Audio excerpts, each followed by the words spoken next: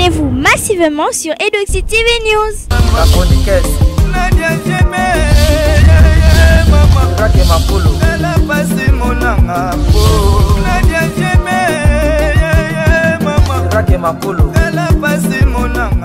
Bienvenue dans cette émission Tolo Belagnon Sauve. Très heureux de savoir que vous êtes nombreux à suivre cette émission Tolo Belagnon Sauve avec Nadia GB. Mesdames et messieurs, bonjour partout dans le monde où vous allez suivre cette émission. Alors, nous sommes le 23 mai 2022 dans la République démocratique du Congo. Nous voulons parler un peu avec le médecin. Nous sommes sans doute de connaître que chaque le 28 du mois de mai, nous célébrons la journée mondiale d'hygiène. C'est vrai, hygiène n'a pas un peu négligé. Tu verras, Banabasi, Bazo Bota, qu'est-ce qui est l'hygiène? Voilà pourquoi, dans le monde entier, nous célébrons chaque le 28 mai la journée internationale d'hygiène. Aujourd'hui, nous allons essayer un peu parler avec le médecin, le expert Yamondouana, entre autres, docteur Ogui Kindeke. On va essayer d'interviewer docteur Ogui. Avec lui, on va essayer un peu d'en parler. Qu'est-ce que l'hygiène? Alors, je vais essayer de lire pour vous la journée mondiale d'hygiène, le BIT et la politique et tout. Voilà. Est-ce que le gouvernement a soutenu l'œuvre? C'est vrai, nous avons besoin d'apprendre beaucoup de choses. Et ça, c'est-à-dire éducation de la vie. Parce que moi, cycle. Il y a 28 jours, il y a 30 jours, il y a 31. Tu verras même de grandes personnes comme moi. Au cycle, il y a combien de jours? Il te dira que non, voilà, je ne connais pas ma cycle et tout et tout. Voilà pourquoi, avec mon caméraman, si Papa Gimbo est d'accord avec moi, on va essayer un peu d'entrer là-bas à l'intérieur, Nakatia, Mama et moi, parce que nous sommes dans l'hôpital général du Congo, Mama et moi, ex-Mama et moi. Donc, un peu quand on a Nakati, tout solo là-bas, docteur Ogui, on va expert dans la matière, on peut expliquer qu'est-ce que de régler, qu'est-ce que, parce que déjà le 28, c'est samedi, on va célébrer la journée internationale d'hygiène. À suivre. Bienvenue dans notre bâtiment de la direction d'hygiène et salubrité publique. Nous sommes ici dans le cadre de la célébration de la journée mondiale d'hygiène menstruelle. Alors, avant de commencer, nous passons la parole à notre chef de division, M. Jean-Jacques Diabanza, qui va nous faire entrer un mot d'ouverture par rapport à notre activité. Merci beaucoup. Et comme vous le savez bien, la RDC, la République démocratique du Congo, va célébrer la journée mondiale de l'hygiène menstruelle. Un sujet très intéressant, un sujet plein de tabous. Toutes les femmes, et pourquoi pas tous les hommes, sans oublier les décideurs. Nous disons en matière d'hygiène, nous avons 3 piliers. Pour réussir l'hygiène, on a besoin de 3 piliers principaux. Et ces piliers, le premier, c'est d'abord la politique. Et en matière de l'hygiène menstruelle, comme vous pouvez le voir, nous avons un programme qui s'occupe de la santé des adolescents en République démocratique du Congo. Nous avons le programme qui s'occupe de la santé scolaire. Une façon de dire que la santé prévoit déjà un certain nombre d'aspects qui prend en compte l'hygiène menstruelle. Le deuxième pilier, c'est la promotion de l'hygiène. Tout ce que nous allons faire, il faut qu'il y ait de la promotion. Mais en fait, avant même qu'on ait la promotion, on a besoin des infrastructures. Donc, on doit voir la politique, une politique déjà mise en place. Les ouvrages doivent suivre et ensuite la promotion sur l'utilisation de ces ouvrages. Aujourd'hui, nous pouvons parler de l'hygiène menstruelle, mais si nous n'avons pas d'ouvrage qui répondent aux besoins de l'hygiène menstruelle, allez-y comprendre, les choses ne vont pas marcher. Les gens peuvent savoir. Je sais que lorsque j'ai des règles, voilà ce que je dois faire. Mais s'il n'y a pas un cadre qui me permet de me débarrasser de tout ce dont j'ai besoin, de me procurer de tout ce dont j'ai besoin, donc je suis foutu. On peut parler de l'hygiène menstruelle, mais quand on n'a pas d'infrastructure qui correspondent, et aux côtés de cela, quand on n'a pas de l'eau, c'est un problème. Donc pour nous, la journée ici, c'est une occasion. C'est une occasion de faire le plaidoyer auprès des décideurs pour qu'effectivement nous ayons des structures capables de servir à la jeune fille et pourquoi pas aux mamans qui ont régulièrement des menstrues. Le contenu sera développé avec nos collègues ici, mais sincèrement, vous intervenez tous ici dans le cadre du troisième pilier qui est la promotion. Parce que le plaidoyer intervient à travers cette promotion-là. Nous avons besoin à ce que vous maîtrisez le sujet pour que vous sachiez nous accompagner, que vous sachiez accompagner la République démocratique du Congo. La célébration, c'est une journée. Mais en fait, le problème des menstrues, de l'hygiène menstruelle, c'est chaque jour, c'est notre repas quotidien. Et pour qu'on en fasse un repas quotidien, nous avons besoin de vous, les médias. Également, tous ceux qui accompagnent les médias pour la réussite de ces événements. Donc, nous allons, les collègues vont vous briefer et vont partager avec vous la suite des événements qui sont prévus. Et nous sommes là pour vous accompagner. Donc, encore une fois, bon travail et bienvenue ici.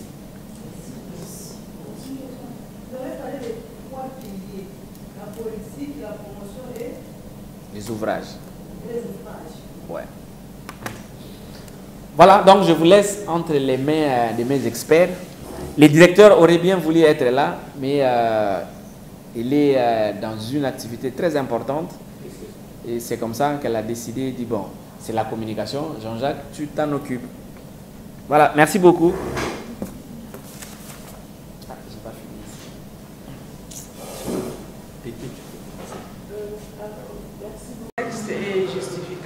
Par rapport à la journée. Alors, chaque jour, plus de 300 millions de personnes qui ont leur menstruation à travers le monde, comme on le sait, comme M. Jean-Jacques l'a dit, que c'est notre repas quotidien. Malgré cela, la gestion de l'hygiène menstruelle reste une composante négligée qui affecte le cours de la vie de nombreuses femmes et filles dans le monde entier. M. Jean-Jacques l'a dit, on estime en lié à leur besoin de bien gérer leur menstruation, ce qui représente presque un quart de la population féminine mondiale en âge de procréer. Donc un désagrément mineur auquel on pense peu.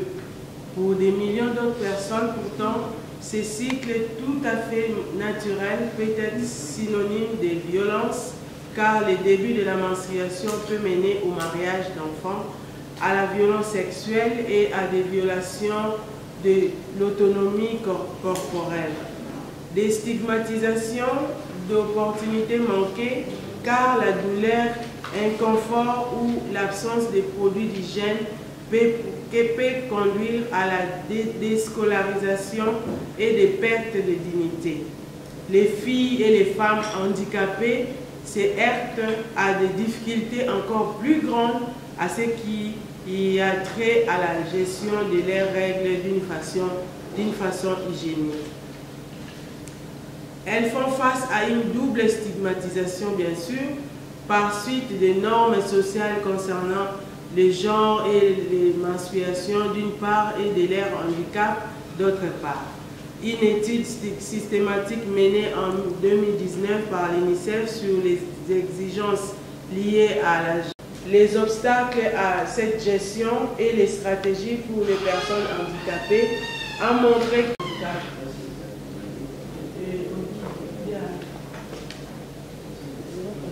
La stigmatisation, l'incompréhension de la stérilisation forcée des filles atteintes d'une déficience intellectuelle comme nos sur la menstruation avant d'être confrontées à leur première règle, ce qui rend l'expérience négative et parfois traumatisante.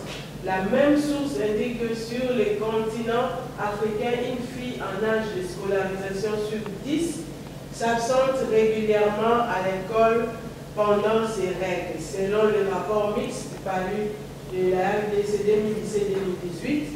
Il y a 14,2% de jeunes filles et femmes n'ont pas pu participer à des activités sociales et des journées de travail en raison de leurs dernières règles.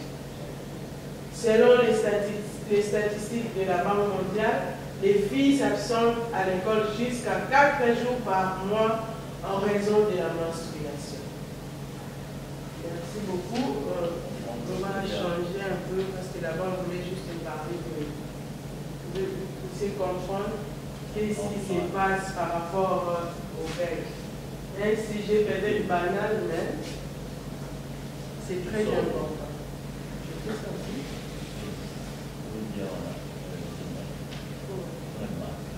Par rapport à la menstruation, les résultats de quelques études, on a déjà parlé là-bas, les buts et les choix de la date du 28 mai, et puis il y a une petite conclusion. Bien? La menstruation ou règle, c'est un processus biologique qui fait partie intégrante de la vie humaine, qui est un signe clé de la santé et qui malheureusement est perçu comme négatif, honteux et sale par beaucoup de nos cultures. Elle reste un sujet tabou, négligé, notre précédent l'a dit, voire mal compris et associé à des attitudes négatives dans la plupart des sociétés ou des cultures. Comme nous le savons bien, si quelqu'un est pendant ses règles, il suffit qu'elle soit un peu, ses habits tachés, tu vas voir que les gens vont les négliger, les repousser, et puis voilà tout. La gestion de l'hygiène menstruelle, c'est la façon dont les femmes et les filles font face à cette menstruation. Yeah? Les résultats de quelques études, parce qu'avant de ressortir, de mettre cette date, il y avait quand même des études qui ont été faites par rapport à cet aspect. Des études menées en RDC, du Congo à Manaka au mois de mai 2016 par les catholiques Relief Service, CRS, révèlent entre autres qu'une fille sur 10 s'absente régulièrement à l'école en raison de la menstruation. 2 sur 10 en milieu rural. Et une fille sur 2 considère que la menstruation la restreigne dans les activités quotidiennes. Les filles s'absentent à l'école jusqu'à 4 jours par mois en raison de la menstruation. Alors quand vous allez calculer 4 jours par mois fois autant de jours de l'année scolaire, vous allez trouver que cette fille va manquer beaucoup de jours et puis il y aura des résultats néfastes par rapport à son éducation. L'UNICEF estime en Afrique une fille en âge de scolarisation, ça on avait déjà parlé, sur 10 absences de l'école pendant les règles. On a déjà parlé de cela. Les résultats de quelques études, 3 raisons principales pour lesquelles les filles manquent l'école sont identifiées dans les études portant sur cette question. Il y a la honte, les tabous sociaux associés aux règles dans plusieurs environnements, on le sait bien.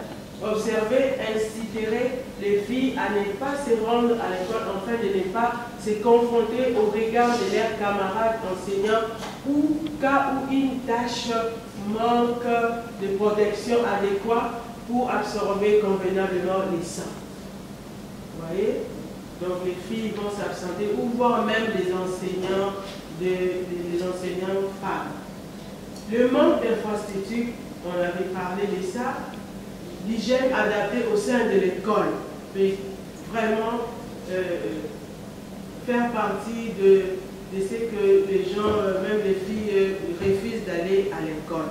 Séparer les filles et les garçons, parce que si vous avez seulement un bloc où il y a seulement une latrine, et les filles et les garçons voyaient que la fille était entrée, il a sali, et puis les garçons, quand ils vont venir, voyaient un peu cette honte, qu'est-ce que ça fait?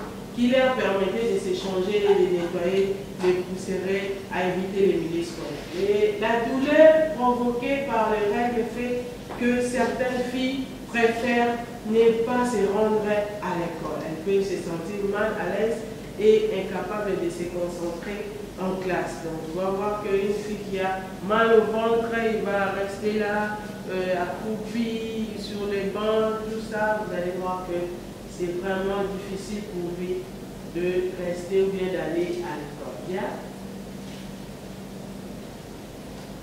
Alors, le but et le choix de la date du 28 mai pour la célébration de la journée. Depuis 2014, chaque 28 mai, le monde entier célèbre la journée mondiale du jeûne menstruel.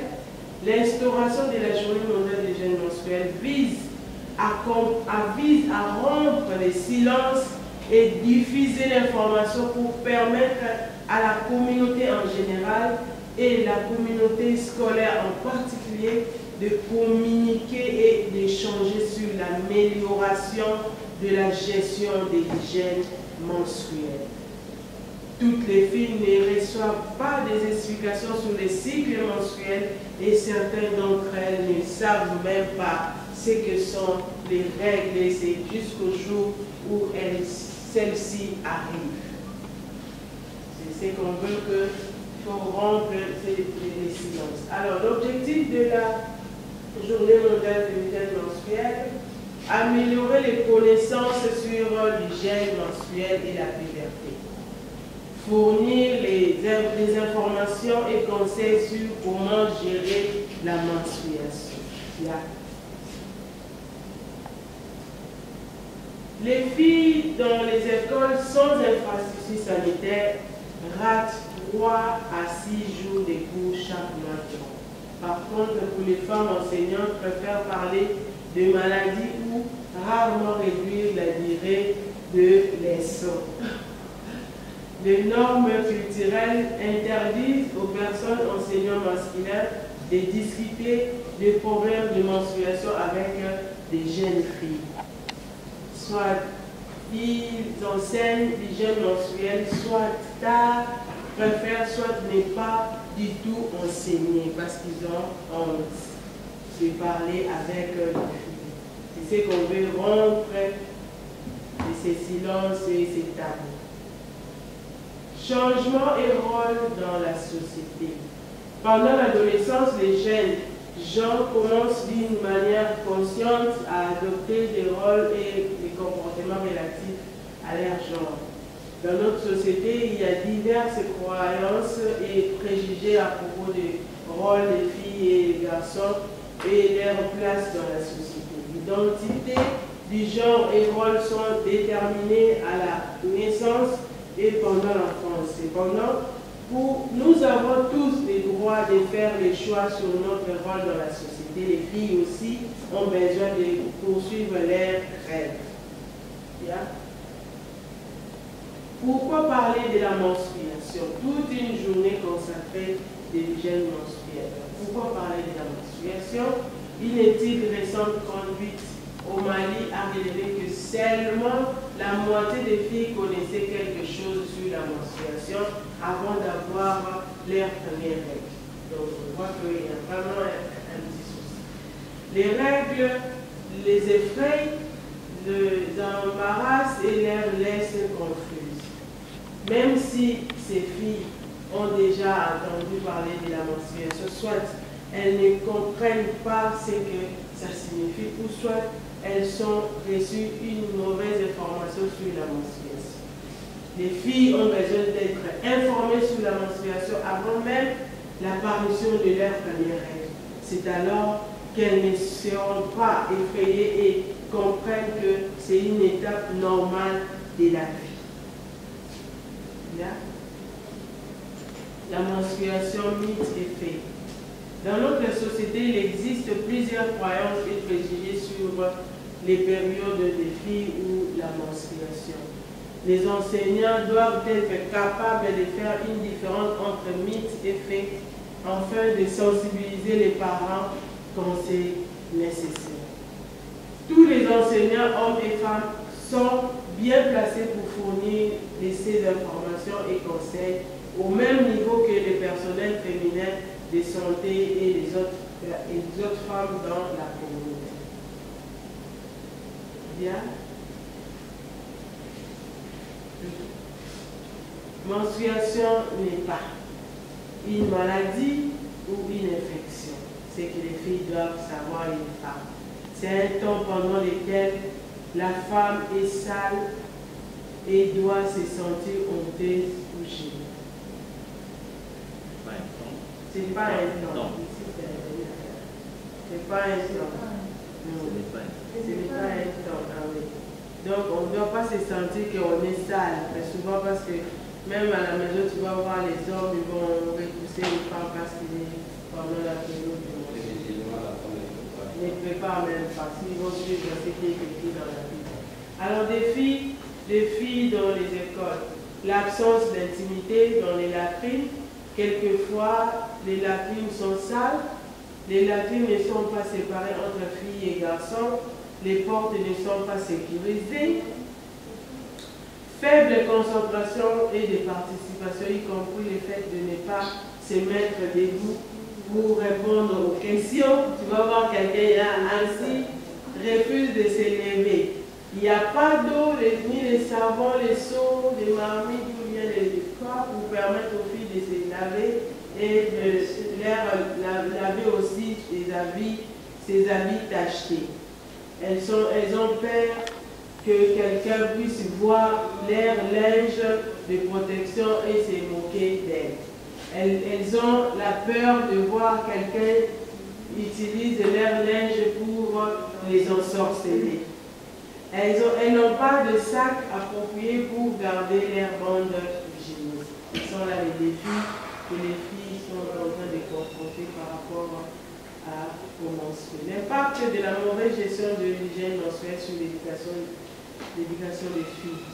Il a été prouvé que la mauvaise gestion de l'hygiène menstruelle dans les écoles a un sérieux impact sur l'éducation des filles. Faible participation en classe déjà, l'absence de classe pendant leur période menstruelle, l'augmentation des taux d'abandon scolaire. Elles ont un problème d'intégration et souffrent du manque d'estime de soi. Tendance actuelle pratique pour la gestion de l'hygiène menstruelle. Beaucoup de filles se rassurent que les linges qu'elles ont mis pour se protéger les matins seront efficaces toute la journée. Si elles fuient, il faut qu'il y ait quelqu'un qui peut le retourner directement à la maison. Si elles ne sont pas capables de rentrer immédiatement à la maison, elles peuvent utiliser l'écharpe pour cacher les taches du sang sur leurs habits jusqu'à ce qu'elles pourront aller à la maison ou attendre que les autres enfants partent avant de quitter l'école. Elle doit se rassurer que quelqu'un n'a pas vu ses habits tachés. Un petit nombre de filles amènent les bandes hygiéniques de protection avec eux à l'école, soit durant leur période ou quand elles savent leur période est en train de s'approcher. Il y a peu de personnes. Avantage de la gestion de l'hygiène menstruelle. Les femmes enseignantes et les filles vont passer plus de temps à l'école. Augmente de la concentration. Haute estime de soi pour se mettre debout et répondre et même aller aux latrines. Augmentation du confort, bonne hygiène, moins d'irritation entre les jambes dues au linge hygiénique et moins de risques venant des infections. Alors, grande participation des filles aux activités récréatives. briser les silences. L'approche sur l'hygiène menstruelle, la suite, briser les silences, sensibiliser les communautés afin de faire face aux perspectives et normes culturelles négatives. Ça, c'est ce que les journalistes vont pouvoir faire, sensibiliser, et puis disponibiliser les matériels sanitaires et disponibiliser les places pour permettre aux filles de s'échanger. Il faut faire les plaidoyers. Veiller à la quantité de matériel d'hygiène, à la qualité de matériel hygiénique, sécuriser les places pour qu'elles s'échangent dans toute intimité, disponibiliser de l'eau et des savons. Séparer les installations sanitaires selon les sexes, disponibiliser l'eau pour les nettoyages. Disponibiliser des serviettes hygiéniques d'urgence et les calmants analgésiques contre la dysménorrhée. Inviter tous les partenaires au développement à un engagement renouvelé pour qu'ensemble nous puissions sensibiliser la communauté en général et la communauté scolaire en particulier pour une bonne gestion de l'hygiène menstruelle par les filles et les femmes. La gestion de l'hygiène menstruelle ne porte pas seulement sur la gestion des menstrues, mais elle concerne aussi les besoins de s'attaquer aux croyances et aux tabous. La société qui gravite autour de cette question doit aider les filles et femmes à avoir accès aux installations adéquates ainsi qu'à l'eau et au savon. Chacun peut en parler autour de soi pour partager des images ou des informations sur les réseaux sociaux dans les soucis d'engager la conversation sur la gestion correcte des hygiènes menstruelles. Une bonne hygiène menstruelle dans les écoles et au travail dans les lieux publics signifie que les filles et femmes ont des installations séparées, les produits hygiéniques, l'éducation, la formation et les supports dont elles ont besoin ont géré et pour gérer leur période menstruelle pendant les heures de classe, de travail et divertissement, etc. Merci beaucoup pour votre attention.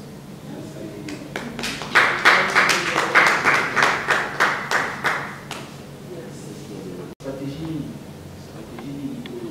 pour mettre en place pour l'école, parce que l'école est liée à installation séparée.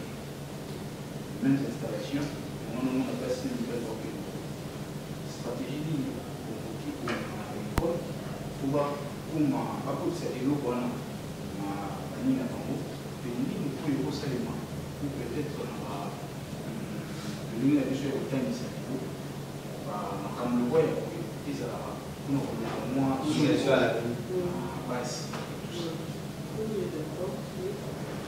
disons, on s'agit de règle. Mais moi, ma règle est que pendant 6 jours, 7 jours.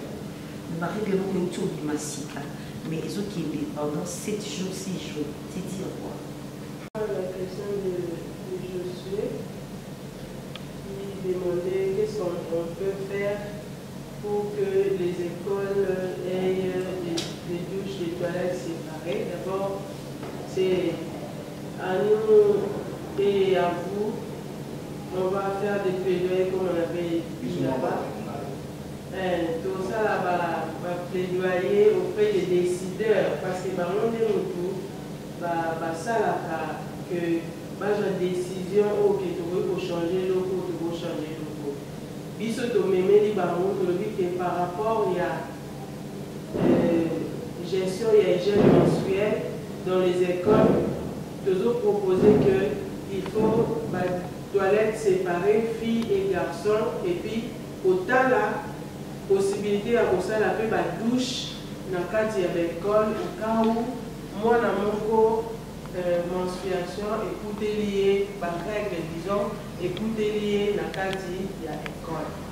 Donc pour l'école au bazar privé par moment déjà de ça ça la message de sensibilisation un bateau tombe à l'école de prendre en compte cet aspect parce que c'est très important. Parce que là, parmi les Européens, que moi, qui m'a classe ou bien à beau et à beaucoup dans l'école, parce que l'installation les a appropriées.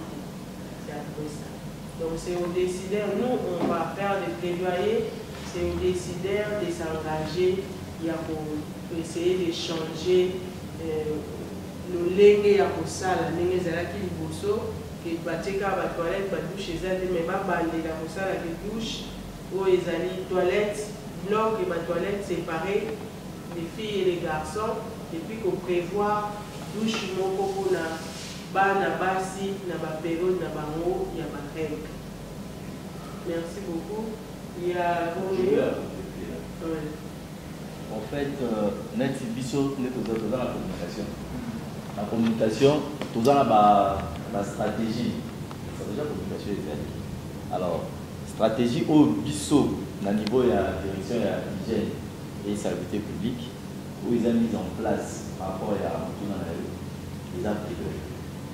On a fait ça il y a 2 ans, dans la zone de santé de Messina, dans l'école Mokona, avec l'UNICEF. L'UNICEF avait mobilisé des ressources pour un retournement à la crime hygiénique. Où ils ont séparé, et la crime, ils avaient la vestiaire qui permettait aux jeunes filles de pouvoir aller s'échanger. Nous avons essayé, nous avons soumis à la thé, tout ça. Donc, c'est ça. Donc, la meilleure stratégie, c'est le plaidoyer. Ok. Roméo, tu demandais. C'est sûr que la femme pendant ce période, il y a d'autres femmes pendant leur période menstruelle, ils arrivent qui font des douleurs. C'est une personne à une autre. Il y a certains qui n'ont pas de dysménorrhée. Du début jusqu'à la fin, Azan est normal. Il y a des ceux-là où les gens qui ont d'autres capacités, mais aussi ceux qui passent, c'est comme exagérer ma classe. Là, il faut voir aussi les médecins. Peut-être que non, il y a une infection déjà quelque part, et puis voir comment déjà pour soigner cette infection. Bon, à cela, il y a d'autres qui vont se... Non, à cela, ce n'est pas une maladie. Ce n'est pas une maladie. Ce n'est pas une maladie, mais cela s'explique par le fait de la prostaglandine. Hein, c'est une substance qui se trouve dans la muqueuse. Et ça, la maladie reste seule. Donc, ceux qui ont cette substance-là, des fois, ils ont des douleurs de main. Ça peut prendre 2 à 3 jours. Ce sont des douleurs passagères. Dès que vous prenez des antibiotiques et puis ça passe. Alors, la maman demandait qu'est-ce qui fait que. Les filles à 10 ans. De régler pendant 7 jours, 6 jours. Bon, c'est pareil comme a dit Ogi, hein. Les autres dépendent seulement de la. C'est pas exagéré. Non, c'est pas exagéré. Parce que. C'est 2 à 7. Tu vois là-bas, on a mis, moyennement, c'est 5 jours. Mais il y a d'autres personnes, ils ont des règles de 2 jours, 3 jours, 4 jours, voire même 1 semaine. Mais si ça dépasse déjà, c'est devenu anormal, il faut aller voir le médecin. Bon, à cela, moi, je pourrais répondre ceci. Je pourrais dire que nous avons 2 cycles de règles. Il y a le cycle long et le cycle court. Le cycle court, c'est le cycle de 28 jours. Mais il y a de ces jeunes filles ou certaines femmes qui peuvent aller à 33 jours de règles. Le cycle de 33 jours, maximum. Donc, ce n'est pas une anomalie avoir des règles pendant 6 jours. 10 jours. Oui, c'est pas une anomalie. C'est une anomalie.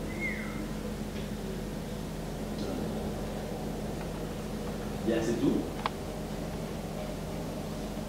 Une question. C'est chaque année qu'on célèbre cette fête. J'espère qu'au niveau de la direction du budget, vous avez déjà procédé à un plaidoyer. Vous procédez plus chaque fois. Avez-vous déjà obtenu quel école? Oui, parce que. Au niveau du gouvernement. Oui, parce que je sais que les partenaires et clients, vous avez parlé tout à l'heure du ministère. répondre. Mais le gouvernement. Bon, au niveau du gouvernement, pour dire vrai, nous n'avons pas encore reçu de moyens par rapport à ça. Parce que ça, c'est la troisième édition. La troisième édition. C'est la troisième édition.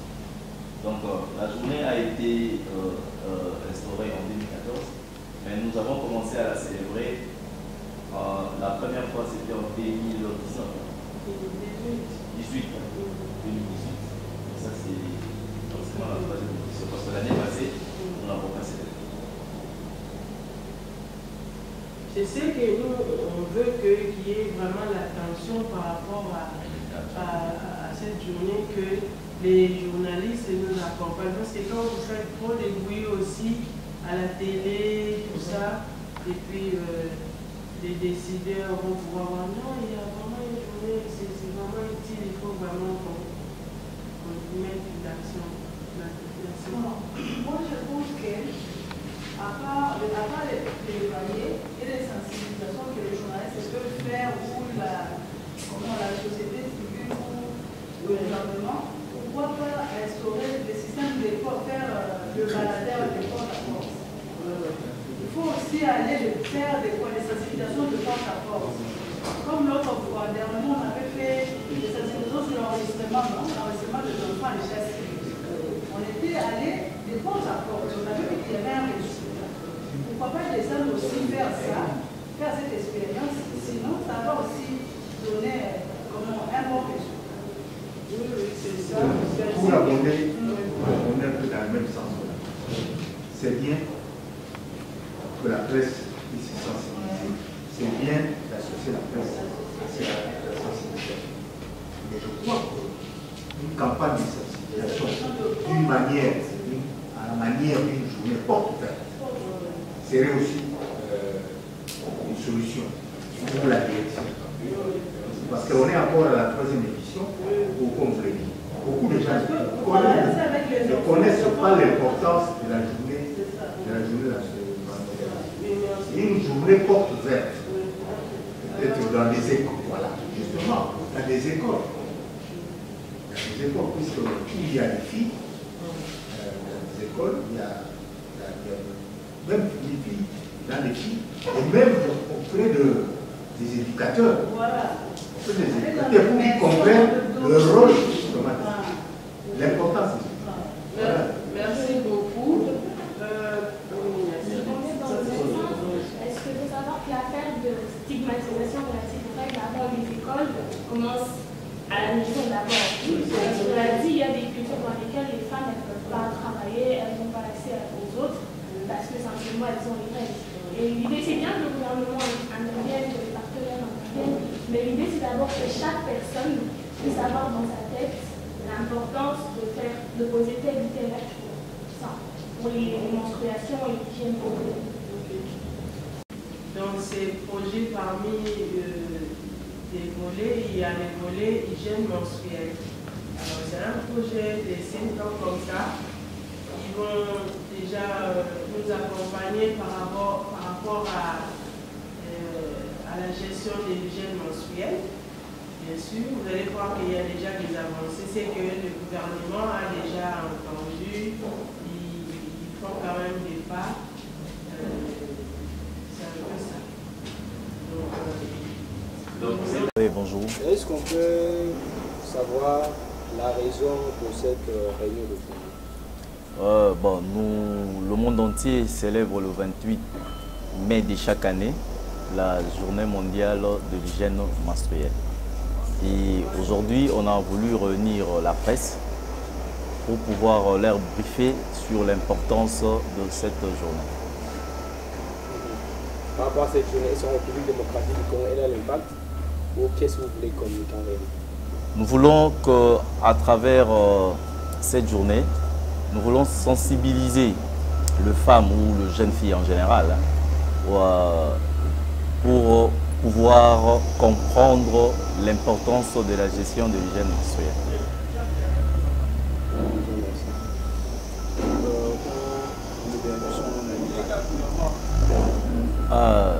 Na Lingala, le 28 mai, il y a Mobu Nyonso ils ont la célébration, il y a journée mondiale, il y a hygiène menstruelle.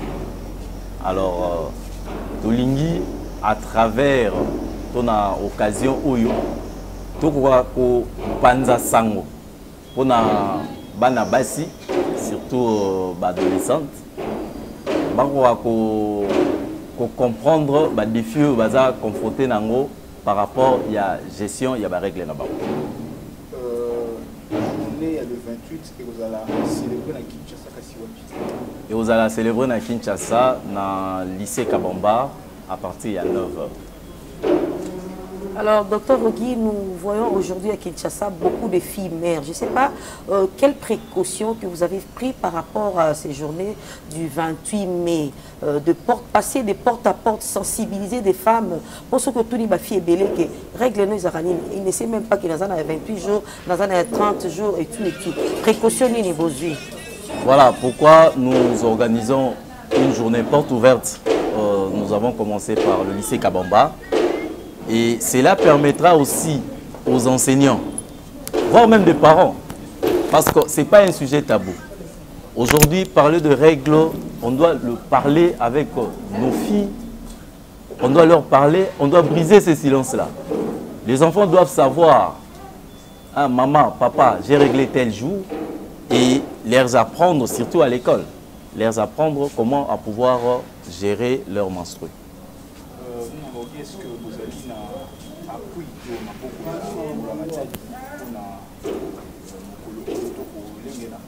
bon, bisomo toza l'État. L'État a appuyé toujours santé. Donc le roi toza na ministère de la santé, dans le secrétariat général et la santé, appui à Mboulamata des aides. Ok, merci. L'objectif de la journée, d'abord, c'est nous voulons sensibiliser plusieurs filles et femmes par rapport à la gestion de l'hygiène menstruelle et qu'il faut briser d'abord les silences, les tabous qu'il y a par rapport à l'hygiène menstruelle, par rapport aux règles, bien sûr, parce qu'il y a plusieurs filles et femmes qui voient que dans la période menstruelle, et que c'est une maladie. D'abord, ce n'est pas une maladie, c'est un fait naturel que vous puissiez continuer à faire tout ce que vous faites à la normale, bien sûr. Et c'est ainsi que vraiment cette journée est vraiment choisie. Et puis, aux décideurs, vraiment, nous voulons qu'on puisse mettre l'accent sur la femme par rapport à l'hygiène menstruelle, bien sûr. C'est un peu ça.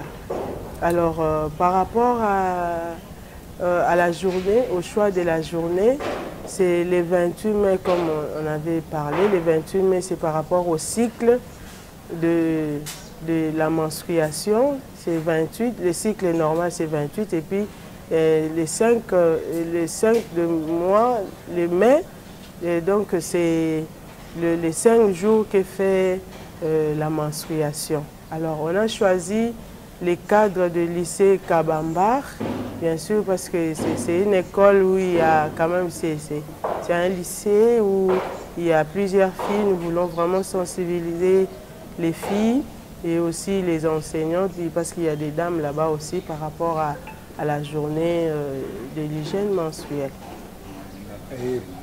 Pardon. Quand vous dites que les garçons... Abonnez-vous massivement sur Edoxy TV News.